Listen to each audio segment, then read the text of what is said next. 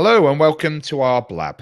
Now, I am joined by Christine Bailey, who is a functional nutritionist, and today we're going to be talking about how to survive Christmas without piling on the pounds. Now, a topic I think that it's in the back of everybody's mind at Christmas, because we do all eat far too much. I certainly do. And the thing is as well is that everything that we all love and that's traditional about Christmas is so calorific, isn't it, Christine? Well, it can be. I mean, on average, it's estimated that people over that sort of Christmas period put on about £5, which is quite a lot, actually. Yeah. I wonder whether the Americans actually put on more, because it seems to me from my American friends that they start their Christmas festivities from Thanksgiving. So they probably have a whole month of eating more, whereas we seem to do it, over maybe a couple of weeks with office parties, buffets, family lunches, and of course, Christmas dinner. Now, the studies have also suggested that we on average, I'm really surprised at this, eat about 6,000 to 7,000 calories on Christmas Day alone. Now, what is the daily average? Yeah, so the daily average should be around about 2,000. So you're looking at sort of 3 times, the amount. And that's just on one day. And if you think about it as well, often the reason we put on weight as well is because our normal routine changes. Perhaps we don't exercise as much, we don't go to the gym, we're sitting around a lot more, we're snacking, that box of chocolates is out, that extra glass of wine. And actually all of that adds up. And not only does it make you feel not only that you've put on weight, but you often actually feel quite sluggish. And some people obviously will suffer from hangovers as well, of course. Absolutely. And it's not just Christmas Day either, because if you really do it in the traditional way, you've got the next day cold meat and pickle. It just goes on and on and on, doesn't it? It does. And also I think there's this element of, if you are visiting family and friends, you feel that you have to eat all the offerings that are being given. But it's worth mentioning, that actually a lot of the seasonal foods that we associated with either Christmas Day or Christmas can actually be really healthy. So, for example, turkey actually is a very good, lean, high-protein food, rich in B vitamins, very energizing, good source of iron, particularly the brown meat, actually, very good source of iron. So it's very energizing. The problem is that we smother it with fatty gravy, stuffing, sausages, bacon, you name it, we add it. But, turkey on its own actually is very, very healthy. The greens, of course, Brussels sprouts, the studies on cruciferous vegetables, amazing for health. And I absolutely love them. Well, so do I. And it's surprising that actually a lot of people do really like them. It's fashionable not to like them, but actually I think they're delicious. My children think they're delicious. And it's really what you pile on your plate on Christmas Day can make or break your diet. So what I would normally suggest to people is you include a reasonable amount of the protein. So the turkey, some people don't have turkey, they might have something else. You pile half of your plate full of loads of vegetables. Just watch how much fried stuff you add, because often, you deep roast things, your parsnips and everything else, but focus more on the steamed vegetables. And then just watch how much of those extras you add, the stuffing, the bacon, the sausages and the roast potatoes. Those are the things that are likely to pile on the pounds, because they are higher fat and they're also very starchy. A lot of the potatoes and the sauces, the cranberry sauces are quite sugary. Those are what are going to pile on the pounds. And also what I often suggest to people is if you are being offered a 3-course meal, and let's face it, on most days we don't eat 3 courses, do we? But on Christmas Day, on Christmas Day we feel we have to. Well, in that case, get smaller plates. So you have a small starter, a small main and a small pudding, so that you still have all of the courses and you don't want to offend people, but you're not piling your plate up. When you look at some people's plates, one, they're huge and they're sort of mountains of food. Well, you never eat all of that. So don't put it on your plate, because if it's on your plate, you're more likely to eat it. Absolutely. And then I would say the other thing is to watch those extras. The glasses of wine turn into a bottle or two of wine, the box of chocolates, the Christmas cakes, the mince pies, all of these are incredibly high in calories and sugar. I mean, one mince pie alone has 4 teaspoons of sugar in. A Christmas pudding, just one small serving, will have over 12 teaspoons of sugar because of all that dried fruit. I know. Even Christmas cake, one small slice will be about 200 calories and 30 grams of sugar, which is about 7 teaspoons. Half a box of a small box of chocolates is around about 680 calories, 15 teaspoons of sugar. I mean, we're talking serious sugar overload here. And if you take my house as an example, it's all over the house as well. My wife puts it out with all the crisps and all the nuts and just so calorific. Yeah, and we overbuy, don't we? We always buy too much, just in case someone pops round, or we just want to make sure there's enough. It is excessive. I mean, one of the best things that you can do is actually to buy nuts with their shells on, because it takes a lot of effort to crack those nuts, and you're less likely to grab a handful of nuts and just waft it down, or a handful of chocolates.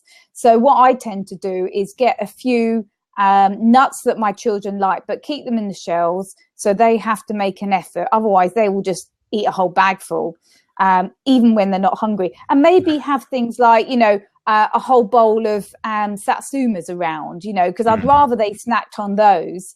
And maybe if you are someone that likes to drink wine, say to yourself, I'll have a glass now, then I'll have a couple of glasses of fizzy water or something, or I'll have a spritzer. And then I'll give myself a bit of a break, and then I may have, another one a bit later. Space it out. And if you are someone who suffers with hangovers, headaches, then eat it. Then have the alcohol with food. Don't have it on empty stomach, because it will just go straight to your head, and you'll feel awful later. I mean, that's another element we haven't even touched on, is the alcohol. And hangovers, the amount we drink. Yeah. And do you know what? The number of questions I get from clients and also the media about hangovers. What do I do? How do I stop a hangover? I mean, obviously don't drink so much, but if you do go to a party and you find that you've, got carried away with cocktails or celebratory drinks, and that could be New Year's Eve as well, of course. There are actually a few things you can do to prevent you then suffering the night before. Now, this is not an excuse to drink, so please don't think that I'm saying it's okay to get a hangover, but there are certain things you can do, which again we know from the research. So say you've gone to a party and you feel, I've probably drunk too much. The first thing to do is take a vitamin C tablet, one of those sort of fizzy effervescent vitamin C's, stick it in some water, ascorbic acid, and drink vitamin C. Vitamin C is really useful for supporting the liver function. And also, if you have a couple of glasses of water or even coconut water, one of the things that alcohol does is dehydrate you. So rehydrate yourself before you go to bed. And what some people do is take something called glutamine. Now, glutamine is an amino acid that is very useful for supporting liver detoxification. So you can get it as a powder. A lot of athletes take it because it's very useful for muscle. Add that to your water, drink it, and then go to bed. Sleep. You need to sleep. Try and get some sleep. Now, it can be quite difficult because alcohol can destabilize your blood sugar, so it may wake you up. And of course, if you've drunk loads, you may be going to the toilet. But if you can, try and sleep. And then the next day, try and eat something, because your blood sugar is going to be really low and you need to stabilize it. And one of the things we recommend is eggs. And there's a good reason for that. One, obviously protein to support your energy. But eggs contain an amino acid called N-acetylcysteine, and that is really good for supporting your detox, because you need to detox that alcohol. So eggs in the morning, you may not feel like it, but that would be useful. And there's other things like bananas, because when again you are drinking a lot, you often will deplete levels of magnesium and B vitamins and potassium. Bananas contain all of those, and they will help to balance your blood sugar, and give you a bit of a perk up in the morning. So bananas, coconut water to rehydrate you, eggs, and then something that's high in vitamin C to support liver. So that could be your satsumas, your berries, watermelon, probably not the right season, but those are really useful ones to include in the morning. I think what would be very useful, Christine, I'm putting you on the spot here a little bit, but what would be very useful, because I don't really know the answer to this question, is what actually is a hangover? What is the science behind what a hangover is? No, that's a very good question. And actually, one of the main reasons we get hangovers and also headaches is to do more with the dehydration and the destabilization in blood sugar. It's not that you've got to such toxic levels, although obviously it does put a burden on the liver, but actually it's to do with the dilation of blood vessels in the brain. And that's, again, often associated with headaches, of course, as well. And that's why keeping yourself hydrated, so after a night out, drinking 2 or 3 glasses of water can be so useful. Right. And avoiding the temptation in the morning to drink loads of caffeine, which again would dehydrate you again. So rather, have a protein shake, put loads of coconut water in it, could actually be very, very useful to quickly replenish you. For some people, they will still be toxic the morning after. And that's why the police are now saying, please don't get in the car and and drive, because you may well still be over the alcohol limit. Because the rate at which we metabolize alcohol varies from one person to another, and will vary depending on whether you've eaten food when you drank, what type of alcohol, how much time it was, was it several hours of drinking, or was it a quick sort of binge? All of that, it's very difficult to predict. Am I over the limit? And without testing yourself, you almost need to assume I may still be over the limit. I better not drink and drive. And that includes the morning after. There was an interesting TV show. I forget which one it was, because I only saw the recording on Facebook after, because my friend actually appeared on it. This was this week or last week. Okay. About how mums who go out for a Christmas celebration and then take the kids to school the next day. And they'll be over the limit. Yeah. They were all over the limit. And it doesn't necessarily link to how much alcohol you've drunk, because some people are what we call slow metabolizers, and they can have just a few glasses and be still over the limit. Someone else might have had a whole bottle of wine and won't be over the limit. So you can't almost use that as a guide, and that's part of the problem. Absolutely. And what would you suggest, getting back to Christmas Day and the main celebration? If you wanted to have an alternative to the traditional Christmas lunch, let's say. What would you do? So, a lot of people, particularly in Italy, certainly on Christmas Eve, they will go for fish. And it might be, like a massive trout or sea bass or, salmon or something like that. And instead of loads of roasted potatoes and starch, you could just have some seasonal vegetables, maybe with some cranberries in it as well, and have that as an alternative. Traditionally, in our family, we often don't actually have turkey. We might have a slow cooked roast lamb, for example, and just pile our plates with loads of veg. Obviously, if you're vegan, vegetarian, nut roasts are very popular, or nut burgers, or something like that. But for a lot of people, it's more to do with having a family celebration than necessarily having all of those foods that some people don't even like. And let's face it, Christine, Christmas has actually, we're probably living proof of this right now with the stuff that we're wearing, but Christmas has become so commercialized. And you look at the adverts on the TV; they play on this excess. It's not what Christmas traditionally. In fact, turkey didn't used to be the traditional Christmas lunch. I think goose used to be. Or duck. And expectations. And I think that's the problem, is that expectations are so high, everyone feels disappointed because they don't meet this family, harmony that is portrayed. And I mean, I am actually a Christian, so for me Christmas is very important, and it is for our family, but it's all centered actually around family traditions that we have. So we have Stir Up Sunday, we make a healthy gluten-free, dairy-free Christmas pudding so the kids can have it. The kids actually make raw homemade chocolates. I think you saw us make some. We did a video. They were gorgeous. And that's part of our family tradition. And for me and for the children, that is what they love. It's those sort of family things that, well, Mum, we always do that, and we like to do that.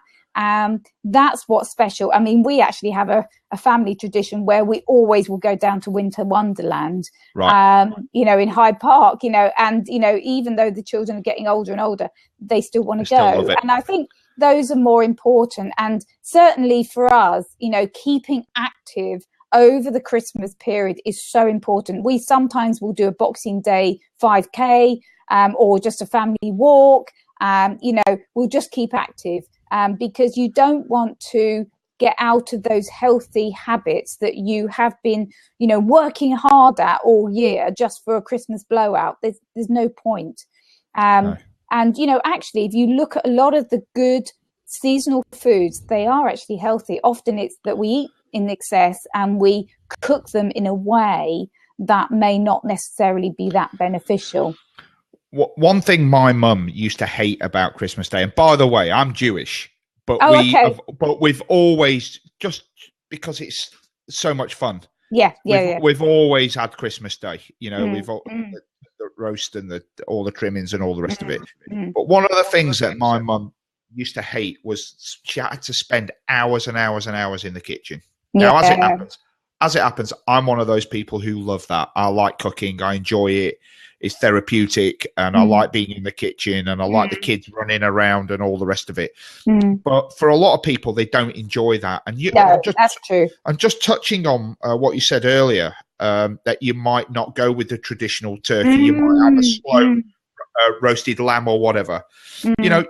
For those people who don't like spending hours in the kitchen, you could do that in the slow cooker overnight. Have everything ready the next day.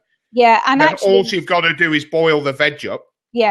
Or steam the veg or whatever, and then you've got the whole day just to enjoy. Yeah, and actually, if people are interested, there is actually a recipe, I think, on my website for a slow roast lamb. And you're quite right that actually you could, if you've got a cooker where you can preset it, or a slow cooker, you could just literally season it, flavor it, stick it in, forget about it.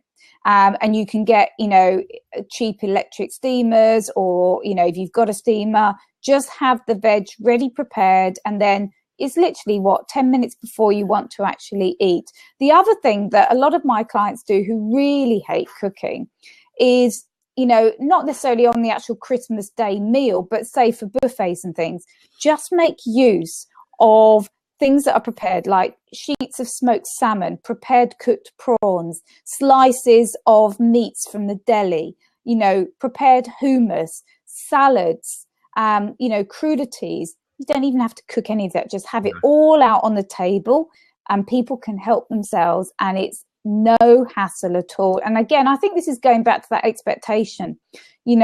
It doesn't have to mean endless time in the kitchen. I'm like you. I actually use cooking as a way of unwinding. But I do appreciate that, if you've got loads of family around and loads of kids running around, it could be very stressful.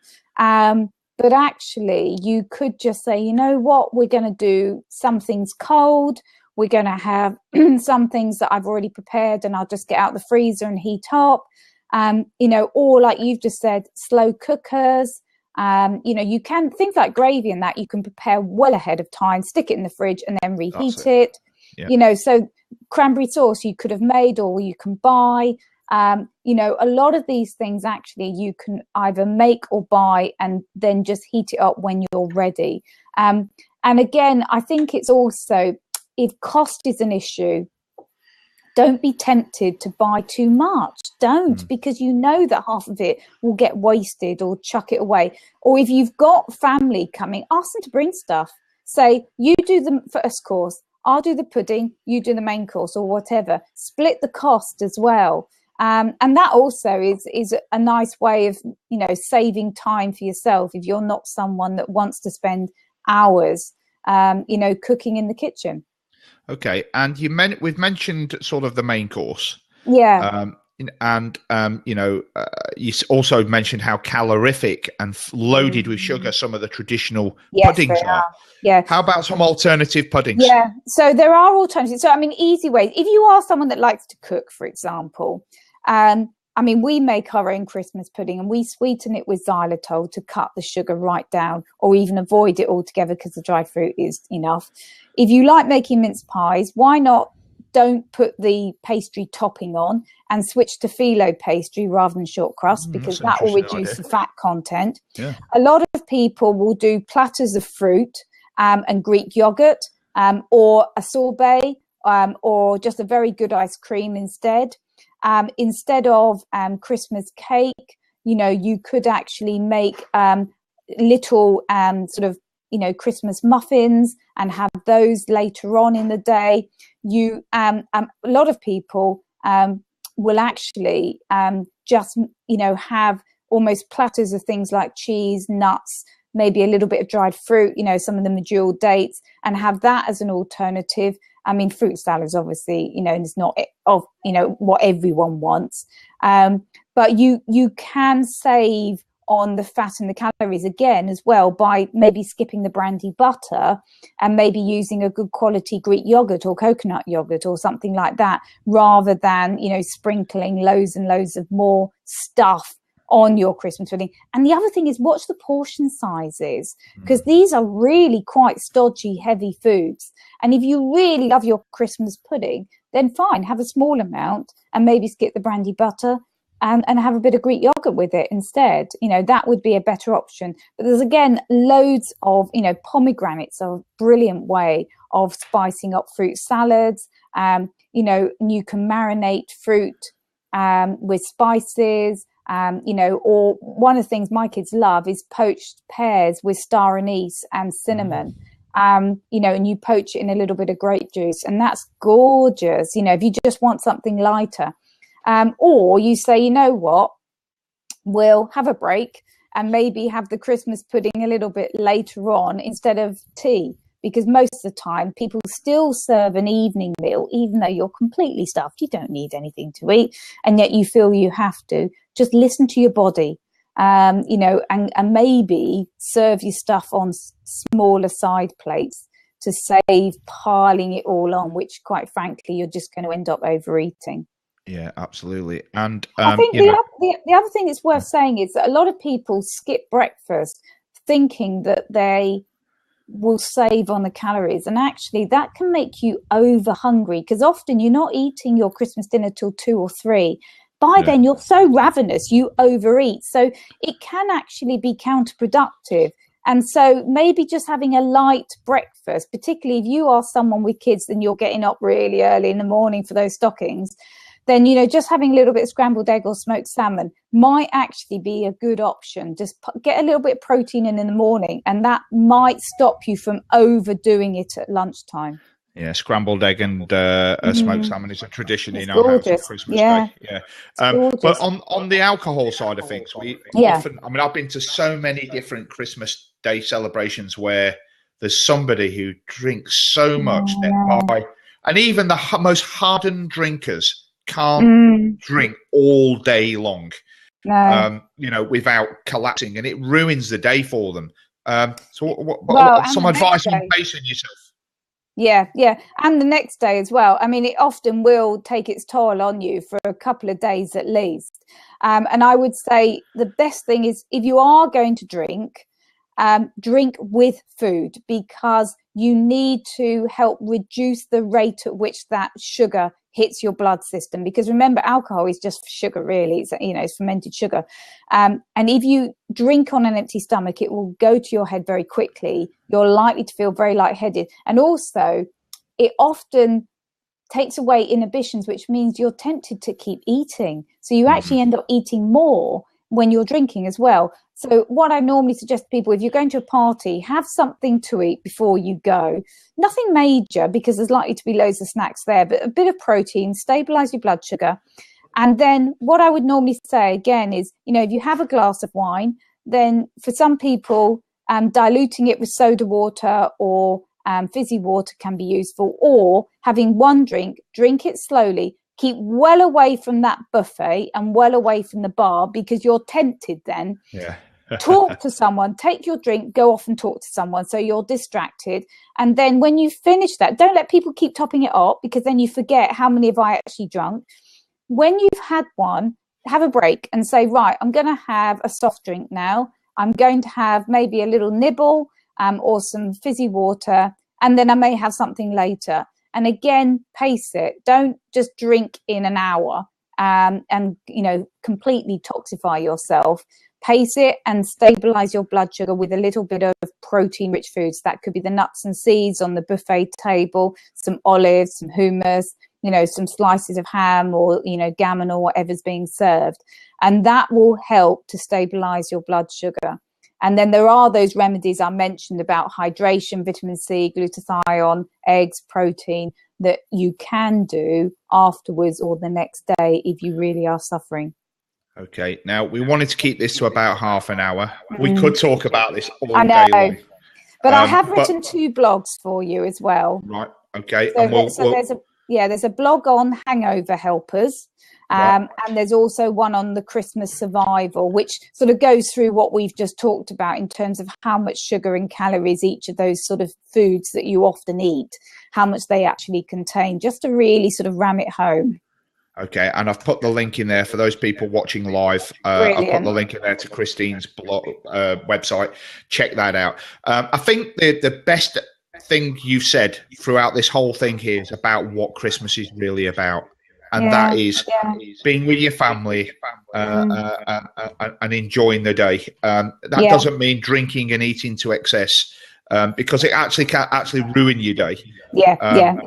And I think that's the best advice you've given so far. Yeah, so, Christine, I totally agree with you. Yeah. Thanks very much for taking part. Really do appreciate it. And this is going to be your last one until the new year, I believe. I know. My goodness. But we'll be doing plenty of more in the new year, and I can't wait to take part. So thanks very much.